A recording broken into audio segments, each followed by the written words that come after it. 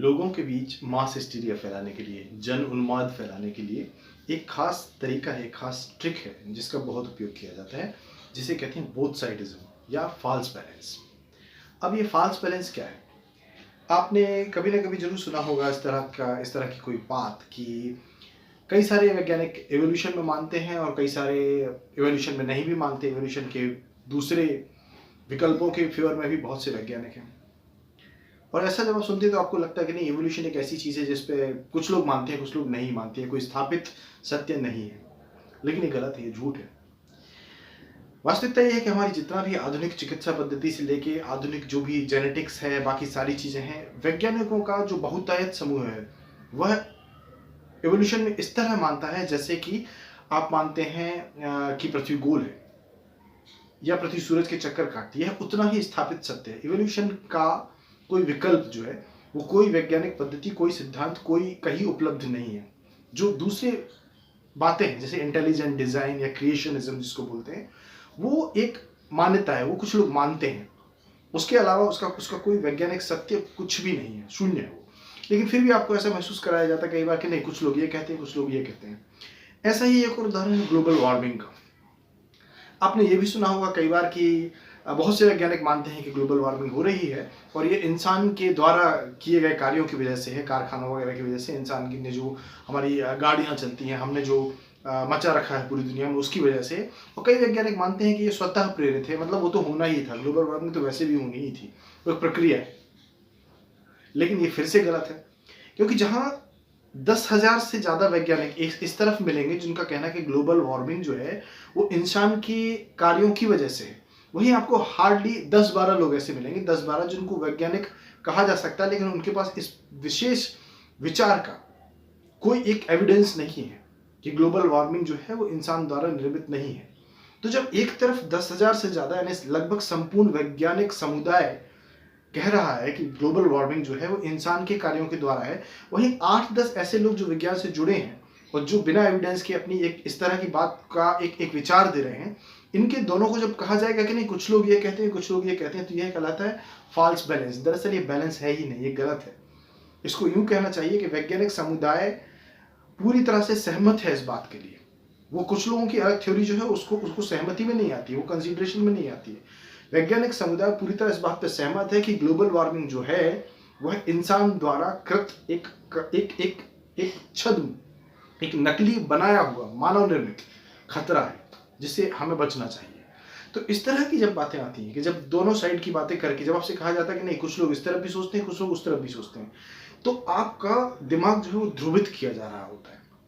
जैसे कि आज अगर आप राजनीति के परिप्रेक्ष्य में देखें तो कोई भी जैसे वर्तमान सरकार भी है, तो उसके पक्ष में जब आप बहुत सारा एक प्रोपेगेंडा देखते हैं जो कि स्वाभाविक है, आजकल चल रहा है। जब भी कोई भी बात उसकी आलोचना में, जब भी कोई भी बात कितनी भी तार्किक हो, कितनी भी तथ्यात्मक हो, तो पहली चीज लोगों के दिमाग में क्या आने लगी है आजकल कि नहीं, ये तो दोनों तरफ से है। जैसे आईटी सेल है तो दोनों तरफ से। सवाल यह कि आप दोनों तरफ से आईटी सेल या दोनों तरफ से न्यूज़पेपर्स या न्यूज चैनल्स हैं, आप जरा रेशियो देखिए और कहाँ कितना पैसा फूका जा रहा है वो देखिए। अगर कहीं 90 वर्सेस 10 आती है तो आप उसको बैलेंस नहीं कहते, वो फॉल्स बैलेंस है, वो आपको बनाया जा रहा है। यानी हर चीज जो सरकार के विरोध में होगी उसको ऐसा नाम दे दिया जाएगा कि यह जैसे कोई विरोधी ताकत है बहुत बड़ी जो ये कर रही है। और अगर वो है भी तो रेशियो क्यों ऐसा नहीं है, बराबर मात्रा में क्यों नहीं आपको चीजें मिलती, आपको नहीं मिलती? क्योंकि इस तरीके से क्या किया जाता है कि आपका दिमाग जो आपकी प्रचलित धारणा है उसके पक्ष में आपको ले जाया जाता है। जब आपसे कहा जाता है कि नहीं, कुछ लोग ऐसा भी सोचते हैं, जैसे ग्लोबल वार्मिंग के उदाहरण पर बात करें, कुछ लोग ग्लोबल वार्मिंग को मानते हैं मानव निर्मित, कुछ लोग नहीं भी मानते, तो आपका दिमाग जो है वो नम हो जाता है। आप उसकी जो समस्या की जो एक तीव्रता है, कितनी बड़ी है वो समस्या, उसको सोचने की बजाय सोचते हैं कि चलो यार ये होगा वो होगा, ये चीज क्लियर ही नहीं है, जैसे इसमें कोई धुंधलापन है, इस तरह से। और आप उस तरह से सोचने के बाद आपकी जो बनी बनाई सोच होती है, उसी सोच पे, उसी पैटर्न पे भेड़ की तरह आगे बढ़ते जाते हैं। आप वही चुन लेते हैं इन दोनों तीनों कथानकों में से जो आपके लिए सबसे ज्यादा सुविधाजनक होता है। जबकि आपके लिए महत्वपूर्ण ये नहीं होना चाहिए कि ये बात किसने कही है, पक्ष ने, विपक्ष ने, इसने, उसने, किसने कहा है, इससे कुछ भी फर्क नहीं पड़ता। ये एक तार्किक गलती है, लेकिन ये गलती जैसी लगती नहीं है। जब कोई कहता नहीं मैं पक्ष भी देखता हूँ, विपक्ष भी देखता हूँ, तो आपको तुरंत लगता नहीं बड़ी तार्किक बात कर रहा है। नहीं, ये मूर्खतापूर्ण बात है। आपको पक्ष और विपक्ष से मतलब नहीं होना चाहिए, आपको मतलब होना चाहिए सत्य से। क्या जो बात कही गई है क्या वो सच है या नहीं, वो सही है या गलत है, वो तथ्य है या अफवाह है, इस बात से फर्क पड़ना चाहिए, बजाय कि इससे कि वो पक्ष है या विपक्ष है। आप हर चीज को पक्ष विपक्ष में कैसे बांट सकते हैं? कोई व्यक्ति सड़क चल रहा है, उसको पत्थर लगा और वो गिर गया, ये सरकार के पक्ष में है या विपक्ष में है? इसका होना या ना होना वो बाद की बात है। पहली बात आपको ये चेक करना होगा कि वो हुआ या नहीं। अब अगर हुआ तो उससे किसको फायदा हो जाएगा और नहीं हुआ तो किससे फायदा हो जाएगा, ये सारी बातें हैं, ये जो भ्रामक बातें हैं। जब भी कोई आपसे कहता है कि यहाँ पर करप्शन हुआ या यहाँ पर एक ऐसी चीज हुई या यहाँ पर कोई क्राइम हुआ, अपराध हुआ, तो आपको ये सोचना बंद करना चाहिए कि वह किसके फेवर में कहा जा रहा है और किसके अपोज में कहा जा रहा है। पहली बात होती है कि क्या वह हुआ और कैसे हुआ। जब वह हुआ तब उसके बाद आप उस पर ये निर्णय लेते हैं कि वह उसकी जिम्मेदारी किसकी है, क्या जिस पर जिम्मेदारी थी वो उसने सही तरीके से निभाई या नहीं निभाई, या उसने कुछ अच्छा किया या गलत किया, ये बाद की बातें हैं। पहली चीज होती है कि वह चीज है क्या और उसका होना या ना होना, जो वास्तविकता है, जो तथ्य है, तथ्य के आधार पर उस चीज को किसी के पक्ष या विपक्ष में उपयोग किया जाता है, ना कि जब तथ्य होने से पहले वह कोई बात जो है वो पक्ष या विपक्ष की होती है। ये होता है फॉल्स बैलेंस, या इसको कहते हैं बोथ साइडिज्म, जिसमें जनता कई बार क्या करती है, मीडिया खासतौर पर इसका उपयोग करती है, राजनीति में उपयोग करती है, कि वे क्या करते हैं, हर चीज को इस तरह से कहते हैं कि नहीं ऐसा कहने वाले हैं तो वैसा कहने वाले भी हैं। तो जब भी आप ऐसा सुनते हैं कि ये है तो वो भी है, तब आप समझ सकते हैं कि ये जो चीज है ये आपकी बनी बनाई अवधारणा के प्रति आपको भेड़ चाल में चलाने के लिए प्रेरित करने की कोशिश है, आपको भीड़ बनाने की, आपको डंब बनाने की कोशिश है ये। क्योंकि आपका उद्देश्य जो है वो यह जानने का नहीं रह जाएगा इसके बाद कि यह बात जो है वास्तव में तथ्य है या नहीं है।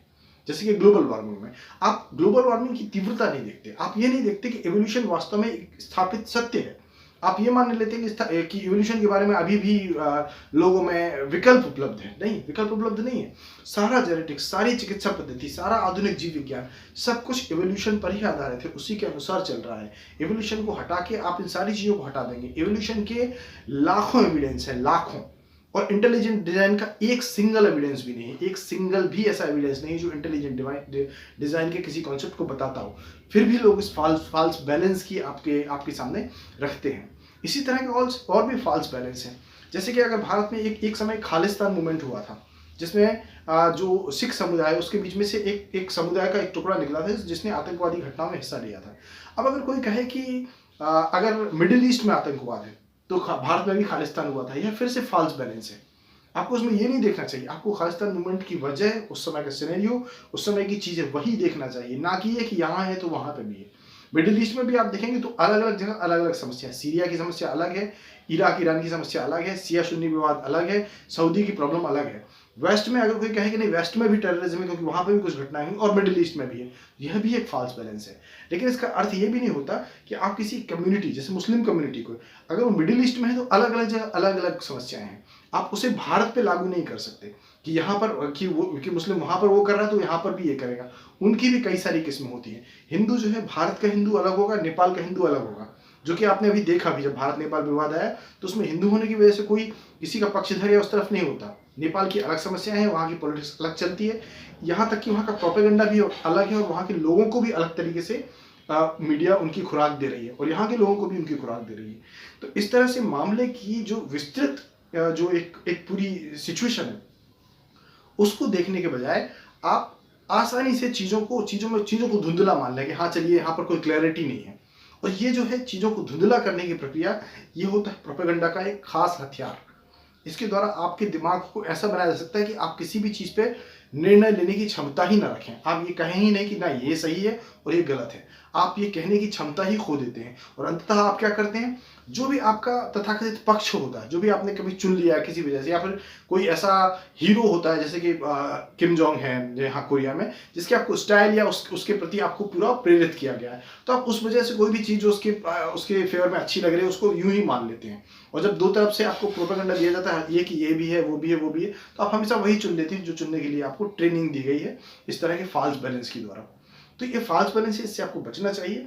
जहां से भी बात आती है कि इसने ये भी कहा है उसने वो भी कहा है, ये सब महत्व नहीं रखता, उसको काट के हटा देना चाहिए। नहीं, इससे कोई फर्क नहीं पड़ता कि इस तरफ भी किसने कहा क्या है, उस तरफ भी किसने कहा, पक्ष क्या है विपक्ष क्या है, अच्छाई बुराई दोनों देखता हूँ, ये सब बकवास है, फालतू है।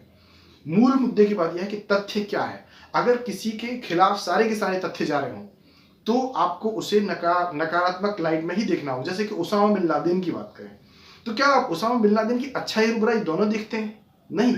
तो आप किसी और दूसरी चीज की अच्छाई और बुराई दोनों देखने के लिए क्यों मजबूर हैं? क्यों जरूरी है ये? अगर आतंकवाद, क्या आतंकवाद की अच्छाई और बुराई आप दोनों देखते हैं? क्या बलात्कार की अच्छाइयां और बुराइयां आप दोनों देखते हैं? क्या उसमें आप दो साइड देखते हैं? नहीं। क्योंकि वही जो चीज है वह हर हर तथाकथित मानवता के हर स्टैंडर्ड से वो चीज जब नेगेटिव ही जाती है, वो आलोचना के लायक ही चीज है, तो उसकी आलोचना ही क्यों ना करें? उसे क्यों हम जबरदस्ती पॉजिटिव लाइट्स में ये लाएं कि अगर उसमें 10 अच्छी चीजें गिराना है तो उसकी जगह आपके ऊपर एक जबरदस्ती हो कि आपको 2 या 3 अच्छी चीजें बतानी है। क्यों बतानी हो? जब आप आतंकवाद की नहीं बताते, आप बलात्कार के बारे में नहीं बताते, इस तरह की चीजें, या आप किसी बीमारी के बारे में, आप कैंसर की अच्छाइयां नहीं बताते, तो आपको क्यों जरूरी है हर जगह पर इस तरह का एक बैलेंस बनाना? नहीं, इस तरह के बैलेंस बनाने के लिए फोर्स किया जाना, यह भी एक प्रोपेगेंडा का हिस्सा है। आपको बात वह कहना चाहिए जो सही है, तथ्यात्मक है, जो तार्किक रूप से एविडेंस के द्वारा प्रामाणिक और सपोर्टेड है उस तरीके से। इससे कोई फर्क नहीं पड़ता कि वो पक्ष है, विपक्ष है, अच्छाई है, बुराई है, सकारात्मक, नकारात्मक है, ये सारे के सारे टर्म है, ये सिर्फ और सिर्फ भ्रामकता फैलाने के लिए। मूल बात है कि क्या वह प्रामाणिक है या अप्रामाणिक है, यही एक मूल मुद्दे की बात होती है। इसके अलावा बाकी सब बकवास होता है। तो इस तरह की वीडियो मैं और बनाता रहूँ आगे, तो उसके लिए मुझे लगेगा आपका सपोर्ट, और सपोर्ट देने के लिए अभी फिलहाल आप वीडियो को लाइक कर सकते हैं, सब्सक्राइब कर सकते हैं, घंटी वाला बटन दबा के नोटिफिकेशन ऑन कर सकते हैं। ये सब करेंगे तो मेरा भी यहाँ पे कारवां चलता रहेगा, इस तरह की वीडियो मैं और बनाता रहूँगा, और आपको भी जानकारी भी मिलती रहेगी और मज़ा भी आता रहेगा। और थैंक्स फॉर वॉचिंग।